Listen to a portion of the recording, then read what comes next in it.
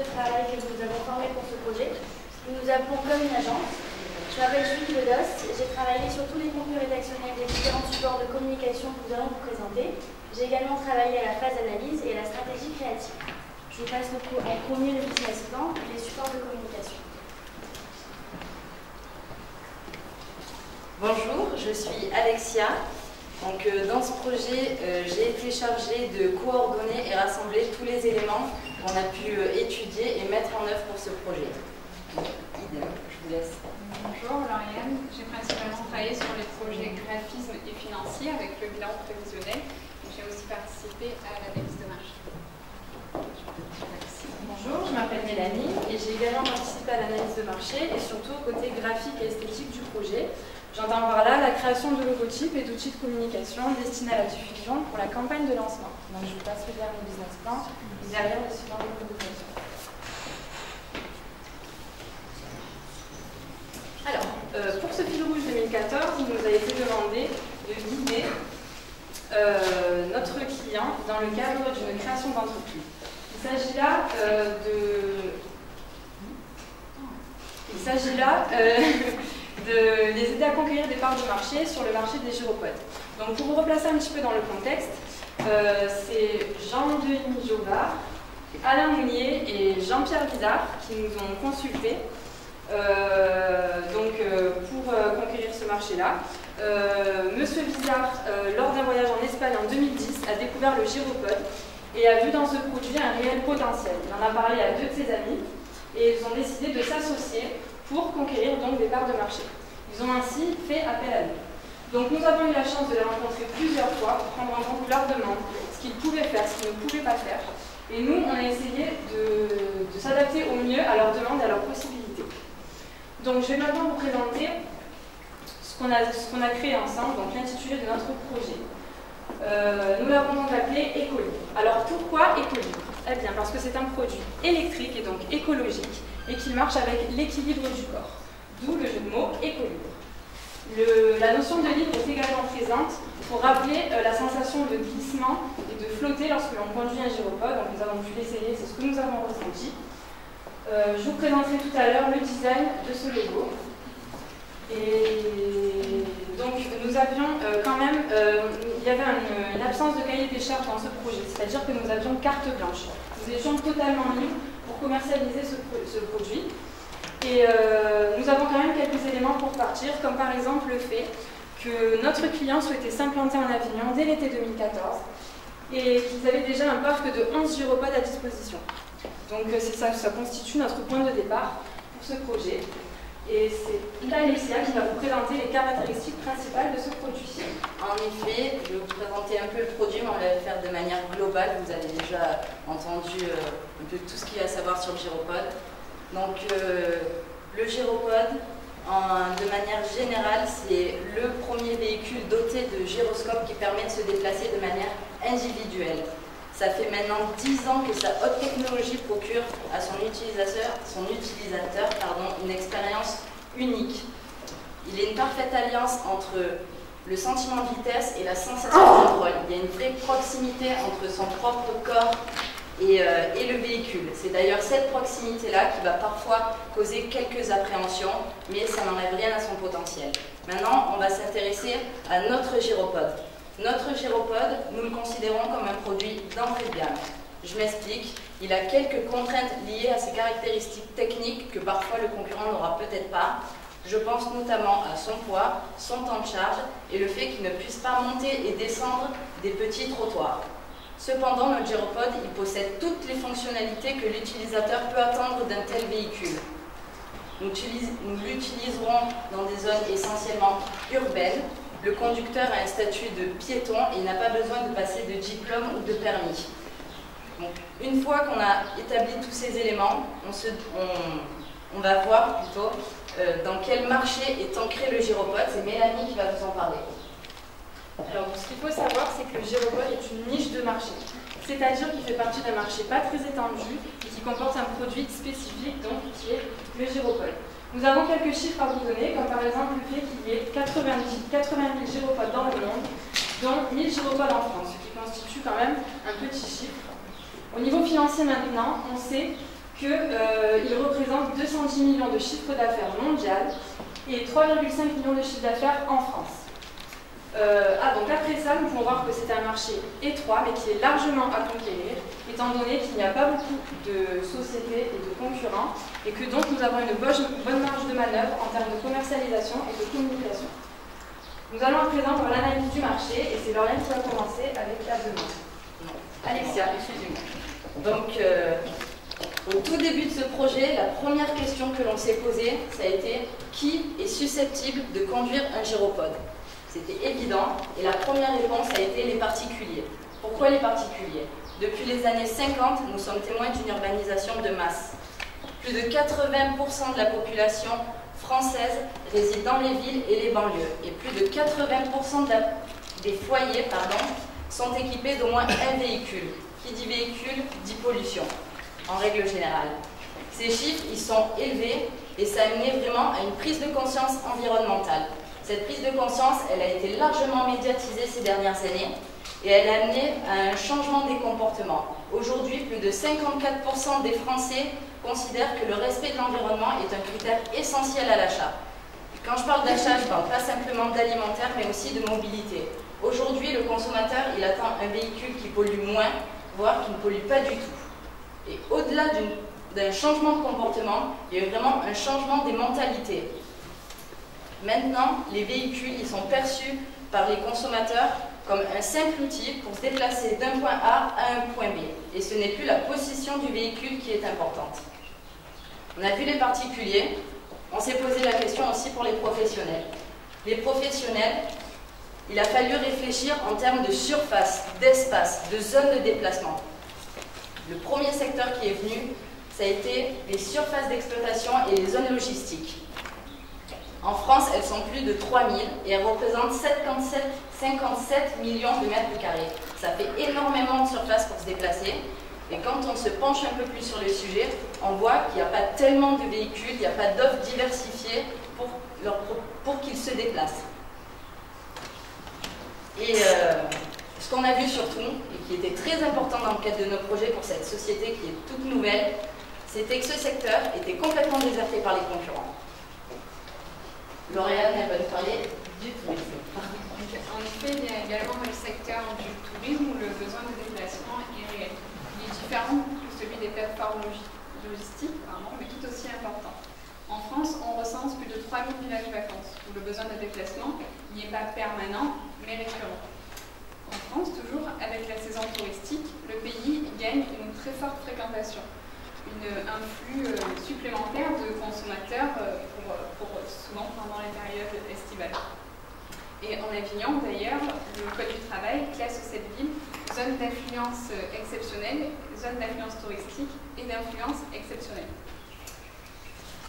Zone d'influence touristique et d'influence exceptionnelle. Donc, ce besoin en touristes, les consommateurs, ces nouveaux venus dans la région d'Avignon, souhaiteront bénéficier d'un produit écologique et de visiter le patrimoine en Avignon. Pour nous, il est certain que le gyropode saura répondre à leurs attentes en termes de visite, il est facile à utiliser et ils sauront s'amuser en visitant. Le dernier domaine que nous allons voir pour les professionnels, c'est le secteur de la communication et de l'événementiel. Pour eux, le mot d'ordre, c'est innovation et attractivité. Et c'est très représentatif du gyropode. En France, on a plus de 70 000 agences qui génèrent près de 2 milliards de chiffres d'affaires. Le gyropode, il peut parfaitement répondre à certains de leurs besoins, notamment au niveau du stream marketing. Donc maintenant qu'on a vu toute cette demande, la deuxième question qui est venue, ça a été face à qui et face à quoi nous allons être confrontés en se lançant sur ce marché. Alors, donc, nous avons étudié bien évidemment l'analyse de l'offre directe. Donc, ça sert à comprendre, à savoir ce que font les concurrents, pourquoi ils le font, et ça va nous servir à nous démarquer bien sûr de la concurrence.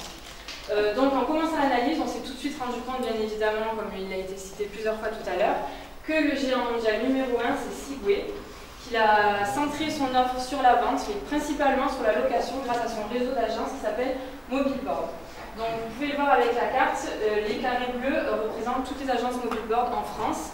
Il y en a également dans les dom-tom, en Nouvelle-Calédonie, en Tunisie et dans d'autres pays. Nous pouvons donc voir qu'ils commercialisent les gyropodes pour les particuliers et pour les professionnels à un tarif entre 5 et 8 000 €, comme il a été également cité tout à l'heure. Nous avons également remarqué, en cherchant plus en profondeur, que d'autres agences de location se sont ouvertes en France et partout ailleurs, et que la plupart utilisent des gyropodes de la marque Sigway. Donc là encore, on voit que c'est le numéro 1 sur le marché. Le marché accueille encore depuis peu Iwi, donc c'est une société qui fabrique et vend ses gyropodes, comparé à d'autres qui louent des gyropodes de la marque Sigway. Et bientôt, Toshiba et Toyota, donc, qui eux également créent leurs propres gyropodes, qui ont un design différent et un autre mode de fonctionnement. Donc Lauriane va vous présenter l'analyse de l'offre indirecte. Oui, nous avons également analysé ces concurrents indirects, ceux présents sur le marché des transports mais ne proposant pas de gyropodes. Donc nous nous sommes concentrés sur ceux qui pourraient nuire à Ecolibre. Nous avons retenu deux principes, le principe du libre service et de l'autopartage, très en vogue. C'est un phénomène qui a pris beaucoup d'ampleur. En France, par exemple, le Vélib est déjà présent dans 49 villes en France. On constate une augmentation de 45% d'abonnés entre l'année 2012 et l'année 2013. À Paris, par exemple, plus de 70 000 vélos sont loués tous les jours. Ensuite, deux phénomènes plus récents, le Scootlib, qui est présent dans 11 villes en France, et l'Autolib, qui n'est pas encore tout à fait commercialisé, opérationnel, il le sera à Paris à partir de 2015. Ces deux derniers sont des véhicules électriques qui nécessitent des bornes de recharge électrique à proximité. Au tout début de notre réflexion sur la commercialisation des gyropodes, nous avions imaginé le principe du gyropode en libre service, un gyrolib. Nous avons donc mené des recherches et analyses, nous avons vu les villes vertes et les villages à oxygène. Par ailleurs, nous avons remarqué que Sigway était présent dans un village à oxygène à Montbéliard, près de Marseille. Et finalement, après le bilan de toutes ces recherches et analyses, nous sommes dit que le marché était embryonnaire, il était encore trop tôt.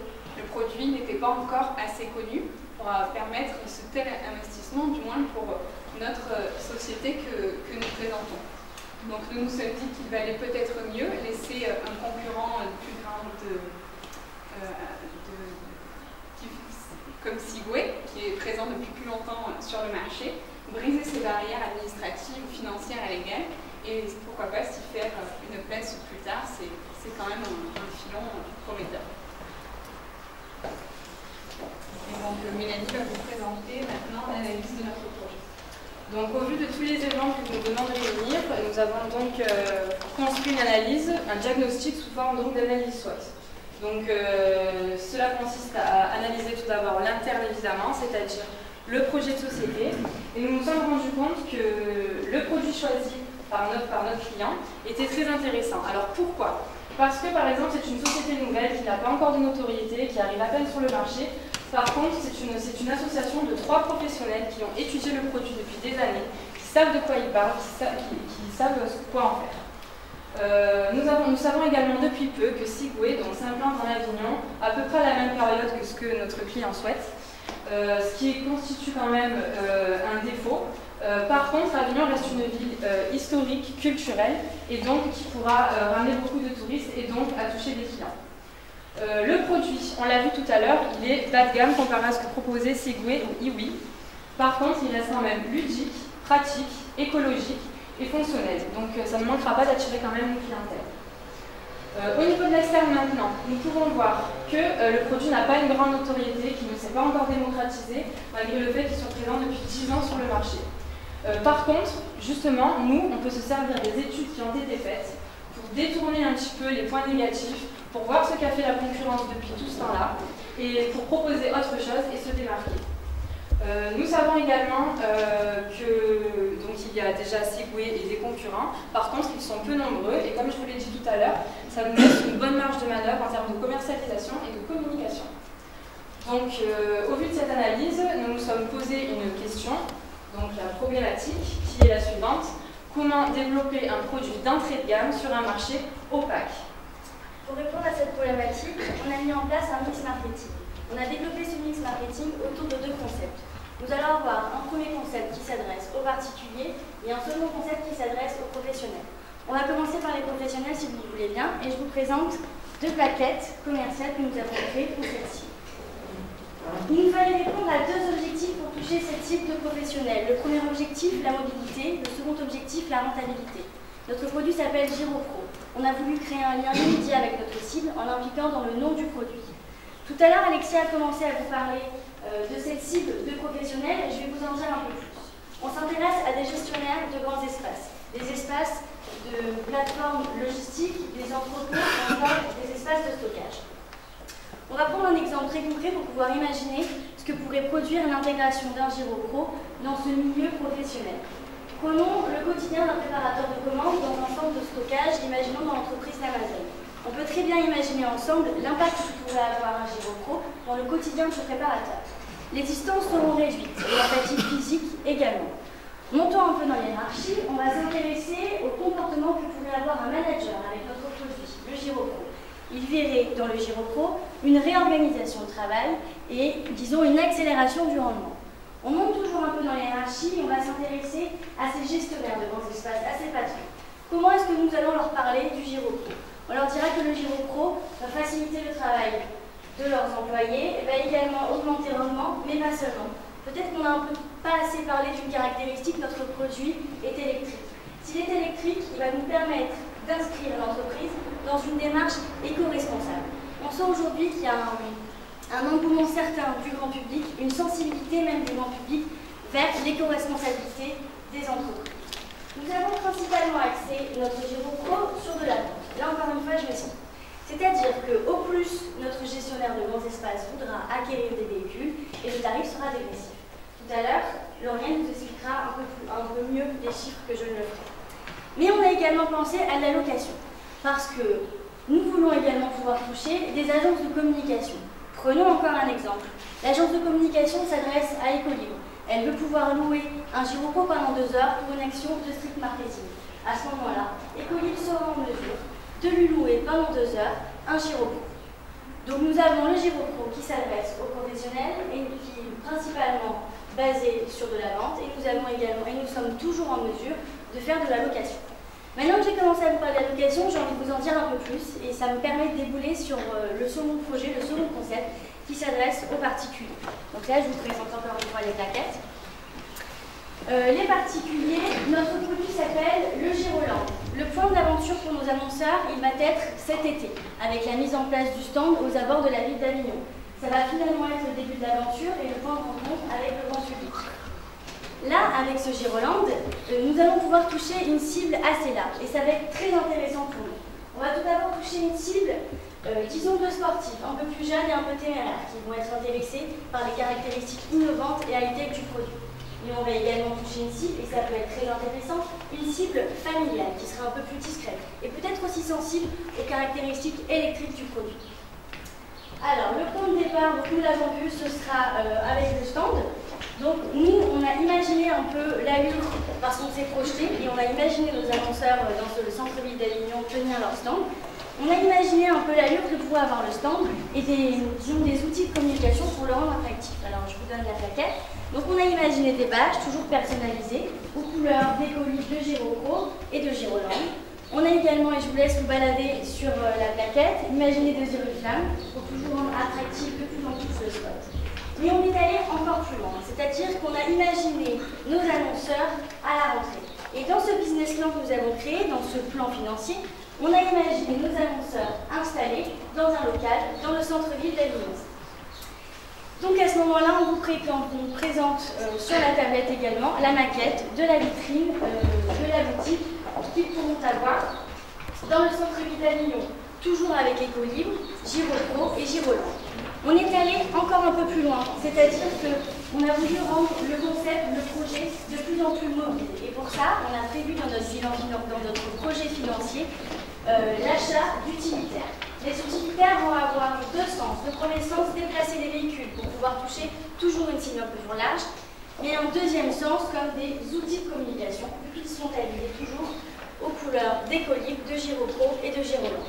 Donc nous avons 2 concepts. Un premier concept qui s'appelle GiroPro, qui est principalement axé sur de la vente, mais également en mesure de faire de la location, et un second concept qui s'adresse aux particuliers, qui est principalement axé Maintenant, on va voir un point qui nous paraît très important. On va vous dire à quel moment est-ce que nos annonceurs vont gagner de l'argent. Oui, en effet, pour rendre ce projet encore plus concret, nous avons calculé un seuil de rentabilité sur 3 ans. Dans un premier temps, nous avons constitué une grille de tarifs, que vous pouvez trouver dans les plaquettes, une grille de tarifs provisoire. Provisoire dans le sens où nous devions vérifier si cette grille était rentable, si finalement les annonceurs gagnaient de l'argent. Sachant que quand nous avons construit cette grille, notre principal but était d'avoir des prix inférieurs à ceux présentés par mon billboard et Sigway, afin d'avoir un argument de différenciation concret. Donc maintenant, parlons un petit peu calcul. Pour calculer ce seuil de rentabilité, j'ai calculé toutes les dépenses que la société Écolibre devra engager sur une année complète. Donc les dépenses que l'utilitaire dont vous a parlé Julie pour transporter ces gyropodes, le coût des ressources humaines avec les taxes, les charges et tout ce qui va avec, le coût du local, donc de 9 000 € sur l'année dans le centre-ville en Avignon, avec l'assurance et l'électricité, et l'achat également des 9 gyropodes restants pour constituer notre parc de 20 gyropodes. Ces 9 gyropodes restants seront achetés avec crédit. Il faut également compter le remboursement de ce crédit. Et en comptabilité française, on a été obligé de se pencher plus sur la question pour savoir qu'en France, nous avons le droit d'acheter du matériel à crédit pour le relouer par la suite.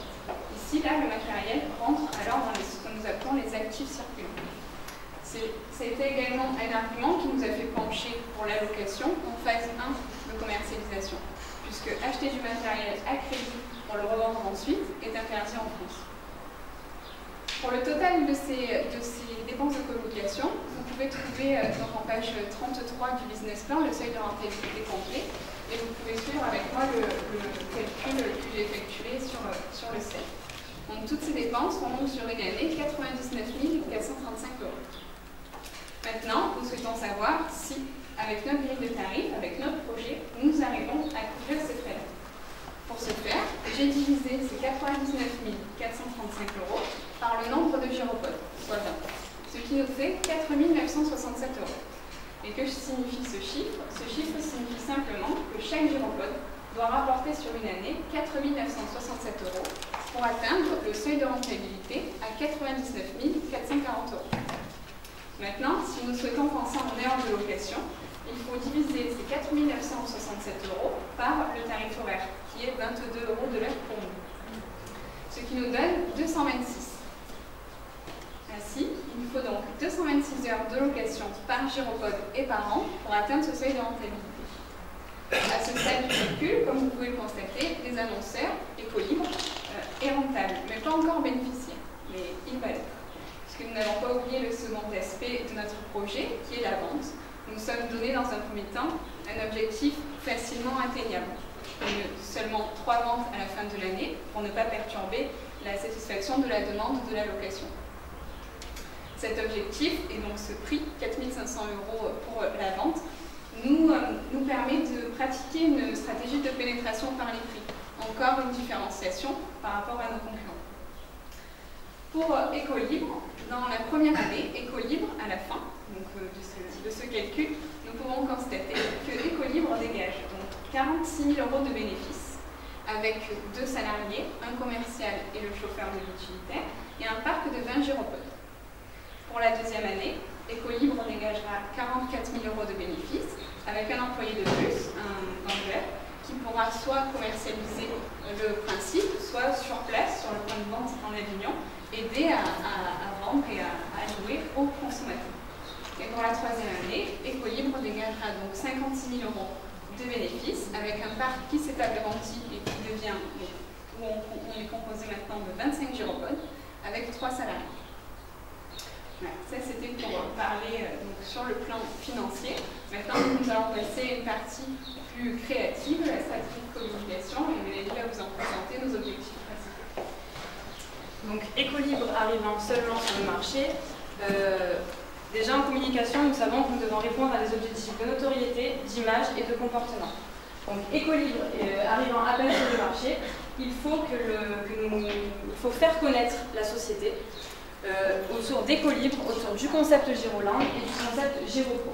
Il s'agira donc de fédérer les particuliers autour de l'offre Giroland et de faire adhérer les professionnels autour de l'offre GiroPro. Lauriane va vous présenter maintenant le positionnement. En effet, nous avons également réfléchi au positionnement. Le positionnement en communication, c'est l'image que souhaite transmettre une entreprise au public. Comment veut-on que les prospects, les clients, les concurrents nous perçoivent? Ainsi, nous avons séparé le positionnement des particuliers et des professionnels. Nous n'essaierons pas de les convaincre de la même manière, c'est deux cibles différentes avec les mêmes arguments.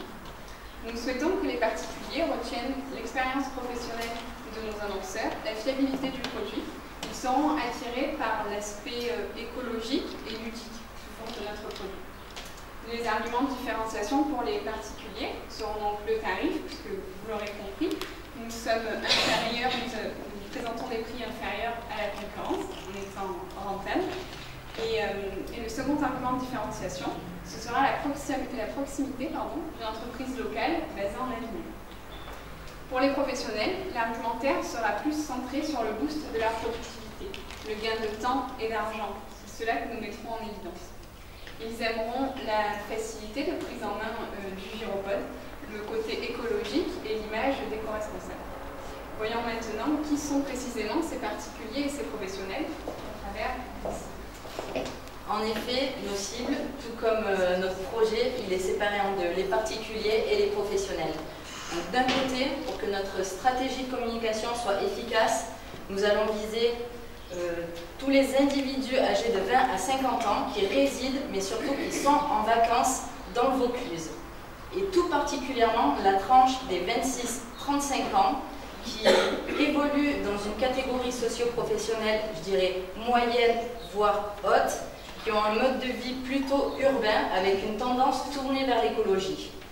En parallèle, pour les professionnels, nous viserons toutes les entreprises qui ont besoin de mobilité. On l'a vu ensemble, il s'agit des plateformes logistiques, des agences de communication et du secteur du tourisme.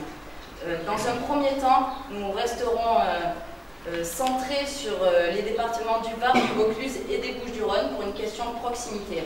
On n'oubliera pas de communiquer auprès de la presse locale et des offices du tourisme pour toucher les particuliers. Et on n'oubliera pas la presse, mais cette fois professionnelle et spécialisée pour sensibiliser ces professionnels justement. Maintenant que la cible est définie, nous allons passer dans le vif du sujet avec les moyens que nous avons mis en place. Il reste 4 minutes. Très bien. Alors, ces différents moyens, nous les avons inscrits dans le temps. Donc, je vous invite à prendre la page 22 du business plan pour suivre avec moi, puisqu'il va falloir qu'on accélère. Donc, on les a inscrits dans le temps. On a eu tout d'abord une première phase avec une phase de création d'identité, création visuelle. On est rapidement passé à une phase d'élaboration, l'élaboration d'outils. Alors, on a voulu commencer par une communication envers les médias, avec un communiqué de presse qui aura pour but d'attirer une attention favorable du grand public pour le lancement de notre produit. On est rapidement passé à l'élaboration de plaquettes commerciales que vous avez entre les mains. Avec les plaquettes, on a voulu jouer d'une pierre deux coups. Tout d'abord, un outil stratégique pour les forces de vente. Et également, ces plaquettes deviendront des flyers pour des opérations de street marketing. On ne voulait pas passer à côté du pouvoir viral que peut avoir une opération de street marketing. Et on va également rebondir sur le flux touristique que va engendrer le Festival d'Avignon. Ensuite, on a voulu toucher une cible toujours plus large. Donc, nous avons créé un site internet en HTML5 pour avoir tout d'abord une vitrine, un établissement qui soit ouvert 24h/24 et aussi pour crédibiliser l'entreprise écolibre. On a également prévu, et toujours dans une communication digitale, on a prévu de s'inscrire sur les réseaux sociaux. On n'allait pas passer à côté des réseaux sociaux. On sait qu'aujourd'hui, les canaux sociaux se sont ancrés comme de véritables leviers dans les stratégies de communication. Donc, nous avons créé deux comptes, un Facebook et un Twitter. Ensuite, on a prévu de la location et de l'achat de bases de données. Donc là, on s'adresse à des bases de données qui sont multicanaux, hyper segmentées grâce au tracking comportemental. À ce moment-là, l'achat, on l'oriente soit vers les particuliers, soit vers les professionnels. Et on l'oriente grâce à un emailing. Pourquoi l'emailing? Parce que c'est un outil, une technique mesurable qui nous permet d'avoir un résultat en temps réel. Ensuite, on a également créé une affiche qui va vous être présentée tout à l'heure. L'affiche est déclinée en 60 par 80. On a également prévu un spot radio qui est rédigé, qui est prêt à l'emploi, où nous avons prévu des créneaux horaires adaptés à notre cible. Et nous avons également prévu un outil qui nous paraît très important, c'est un post-test. Ce post-test, après chaque utilisation d'un GiroPro, nous allons le proposer, d'un GiroLand ou d'un GiroPro, nous allons le proposer pour que nos annonceurs soient toujours réactifs sur le projet, sur le concept, et pour qu'ils puissent toujours pratiquer des réajustements. Réajustements, ça me permet de passer à l'une des dernières phases de la création de ce projet, où il va être créé avec le différent retour de tous ces outils de communication, une phase de réajustement où on se fixera de nouveaux objectifs. Et on a également pensé à une nouvelle prospection, parce qu'on se sera principalement intéressé à la cible de particuliers, parce que nous commençons le projet pendant le Festival d'Avignon et pendant l'été, mais nous croyons extrêmement au potentiel des professionnels. Donc, fin août, début septembre, il y aura une nouvelle prospection, et celle-ci tournée avec des professionnels, où nous déclinerons ces différents outils vers les professionnels. Je ne sais pas si on va avoir le temps de vous présenter le coût, mais on va vous dire de manière générale. D'une manière très générale, vous trouverez le détail dans les annexes si vous le souhaitez, page 34. Donc, ce qui est important à retenir, je vais faire très vite et je vais en venir à l'essentiel, c'est le street marketing. On peut voir qu'il représente 43% du budget. C'est presque la moitié, c'est important, mais c'est volontaire. Pourquoi le street marketing? Nous développons la société Écolibre en plein été durant le Festival d'Avignon. Le Festival d'Avignon, c'est tout le mois de juillet et c'est 500 000 visiteurs qui sont susceptibles de voir et d'utiliser un GiroPod. C'est également des milliers de professionnels qui, eux, pourront être intéressés par l'offre GiroPro. Et si on va jusqu'au bout du raisonnement, c'est près de 500 journalistes présents sur place. Quand je dis journalistes, je pense à vidéo, interview, photo. La société Écolibre et ses GiroPods, avec ce produit ludique et attractif, se doit d'être présent sur place et de faire voir, de montrer le GiroPod à ceux qui sont présents pendant ce festival. C'est très important et ça va générer à la fois une augmentation de la notoriété de l'entreprise et du véhicule. Dans les grandes lignes, c'est ça. On va passer... Le coût total de la... Ah, excusez-moi, j'ai oublié, dans l'émotion. Le coût total, on n'a pas oublié que Écolibre était une société naissante et qu'elle n'a pas beaucoup de budget. Nous avons pris ça en compte pendant toute l'élaboration du projet. Le coût total, il est de 5 836 € la première année. Notre seuil de rentabilité nous a permis de consacrer un budget de 9 000 €. Nous en avons utilisé près de 5 000 et on se laisse une marge de manœuvre. Toute notre stratégie est très axée sur l'été et les particuliers. On se laisse la marge de manœuvre pour les professionnels. Ça va entamer plutôt en septembre. Voilà pour le coût. Donc on va maintenant vous présenter les outils de communication. Donc tout à l'heure je vous ai présenté pourquoi nous avions choisi le mot Écolibre pour la société. Maintenant je vais vous parler un petit peu plus du graphisme. Alors tout d'abord nous avons utilisé les ronds pour rappeler les roues et le fait que ce soit un produit électrique qui se déplace. Le dégradé de couleur bleue pour rappeler qu'il marche avec l'électricité. Et ça rappelle également le côté GiroPro, donc la productivité pour les entreprises. Et le dégradé de vert pour tout ce qui est écologie, rapprochement avec la nature et beaucoup plus centré pour les particuliers. Nous voyons également qu'il y a un dégradé de couleur, ça donne un peu une idée de mouvement pour rappeler encore une fois que l'idée de déplacement. Ce que j'ai oublié de vous dire tout à l'heure, c'est que nous avons décidé d'appeler cette société Écolibre, donc parce que écologique, équilibre, etc. Mais surtout parce qu'on voulait garder un nom français pour se démarquer un petit peu de toutes les sociétés qui ouvrent et proposent des noms anglais. Et pour rappeler aussi surtout le côté proximité, puisque nous sommes implantés en Avignon et nos clients sont implantés en Avignon également depuis longtemps. Donc Lauriane va vous présenter les logos des offres que nous avons proposées tout à l'heure. Pour le logo GiroPro, d'ailleurs les deux logos GiroPro et GiroLand sont liés. On a tenu à garder donc, le Giro, le début du nom générique du GiroPod. Pour les pros, comme vous voyez, la couleur est basée sur le bleu, ça rappelle la technologie. On a pu miser sur le mouvement avec donc, le dégradé des ombres des GiroPods. Et donc notre baseline, notre mobilité au service de votre rentabilité pour rentrer en quelque sorte directement dans le vif du sujet avec les professionnels. Maintenant, pour le logo GiroLand, qui est donc plus dans les couleurs de l'écologie, qui est l'argument qui est le plus important pour séduire reproduire cette cible-là. Toujours, vous le constatez, la notion de mouvement et le nom générique Géro. Nous avons tenu le land, et c'était pour rappeler au tout début la Terre, et un petit peu, pas le nouveau monde, mais le nouveau mode de déplacement, qui est donc le gyropode, et la baseline, déplacez-vous différemment. Donc,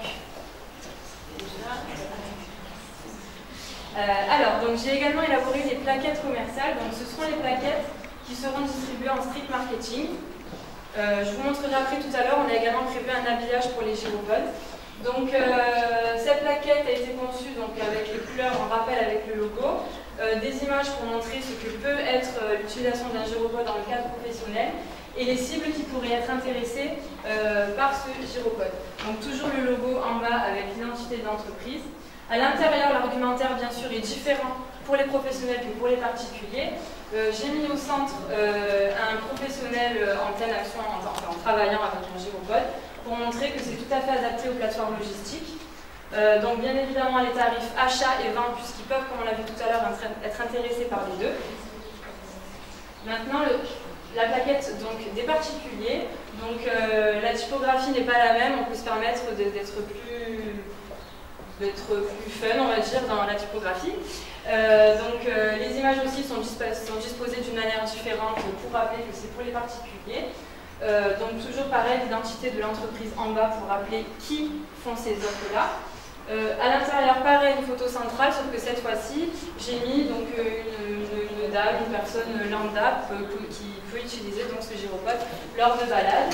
Là, par contre, j'ai mis le tarif simplement pour la location, avec quand même un rappel qu'il y avait possibilité d'acheter, bien sûr parce que nous sommes conscients que peu de personnes ont la possibilité d'acquérir un gyropode. Voilà.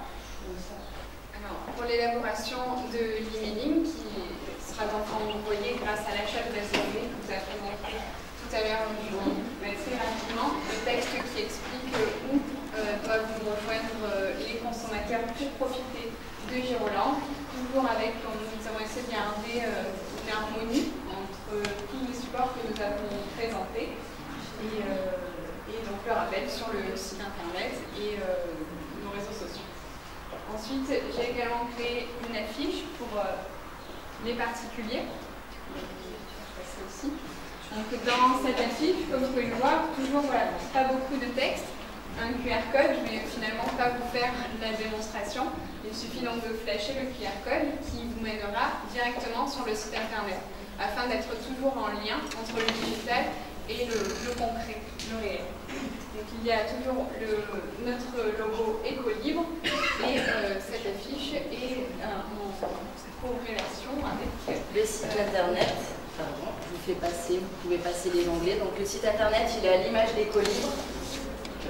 Si après vous voulez faire passer ici. Il est à l'image d'Écolibre, on y voit l'offre Giroland pour les particuliers, l'offre Giropro, vous avez les tarifs en ligne. Et pour les professionnels, une demande de devis. Le design, il est responsive, c'est très important puisque 50% des connexions se font avec autre chose qu'un ordinateur aujourd'hui. Et il va permettre à l'entreprise d'être en relation directe avec le consommateur à toute heure. Voilà, dans les grandes lignes. Donc, je vais maintenant vous présenter l'habillage prévu pour les gyropodes. Donc, je vous rappelle que les personnes qui seront sur ce gyropode en street marketing auront dans la main les plaquettes commerciales que je vous ai présentées tout à l'heure. Donc, il fallait que le design du gyropode reste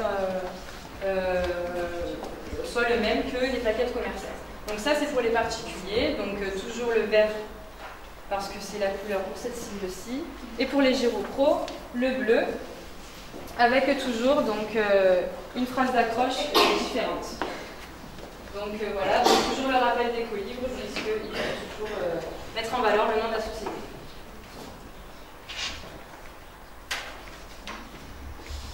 Et donc ça, tout à l'heure, nous avons présenté le stand éphémère qui sera sur la ville d'Avignon pendant l'été 2014, donc cet été. Donc il y aura des oriflammes, une bâche et l'utilitaire. Par contre, nous avons quand même prévu pour la suite une vitrine de magasin. Donc nous avons mis Écolibre en valeur et surtout Giroland parce que nous sommes conscients aussi qu'il y aura plus de particuliers qui iront dans cette agence pour louer des gyropodes pour 1 heure ou 2, mais quand même le rappel avec la porte GiroPro, la porte GiroPro pour rappeler que les professionnels peuvent s'y rendre pour acheter leurs gyropodes ou même les louer dans le cadre d'une utilisation occasionnelle.